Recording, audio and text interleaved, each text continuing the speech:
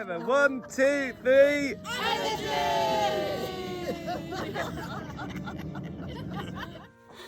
Great fun that was, and I think everybody enjoyed the playing with the use of the word energy, which we started to do throughout the whole length of the workshop.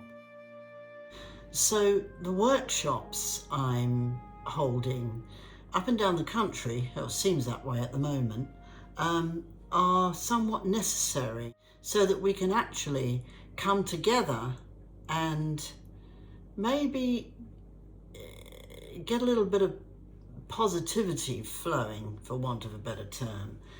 It's high time we started to come back together again. You can't really match the atmosphere that's created when you are in a workshop. The last one I did in Herefordshire was absolutely extraordinary, and I was surprised at the way many of the people were wanting to help their own lives using ancient culture, but also how they have struggled on through difficulty after difficulty, and now there's an opportunity for them to sort of share that and sort of maybe put that to bed a little bit so that they can come out of themselves and discover what it is they can actually do to bring their skills and abilities alive. We've got to try, if we can, to come together to do this, because